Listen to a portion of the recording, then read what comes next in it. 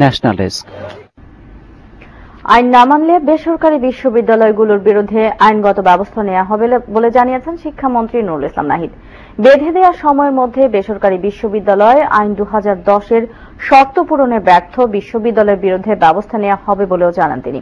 সকালে রাজধানীর মিরপুরে পিএসসি কনভেনশন হলে ঢাকা ইন্টারন্যাশনাল ইউনিভার্সিটির তৃতীয় সমাবর্তন অনুষ্ঠানে তিনি এসব কথা বলেন। কয়েক বছরের ধারাবাহিকতায় এবারও বছরের প্রথম দিনেই শিক্ষার্থীদের হাতে নতুন পাঠ্য বই তুলে দেওয়া হবে বলেও জানান শিক্ষামন্ত্রী। বিশ্ববিদ্যালয় মুনাফা করার উদ্দেশ্যে তাদের কার্যক্রম শুরু করেছিল, সরকার তাদের বিরুদ্ধে আইনানুগ ব্যবস্থা গ্রহণ করেছে। ভবিষ্যতেও যারা ব্যবসা ও প্রতারণার আশ্রয় নিয়ে স্বার্থ হাসিল করতে চান, এই আইনের মাধ্যমে তাদের পথরুদ্ধ করা হবে।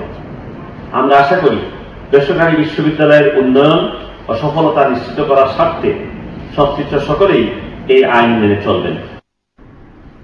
বিএনপি চেয়ারপারসন খালেদা জিয়ার বিরুদ্ধে জিয়া চ্যারিটেবল ট্রাস্ট দুর্নীতি মামলার পরবর্তী সাক্ষ্য গ্রহণ 21 ডিসেম্বর।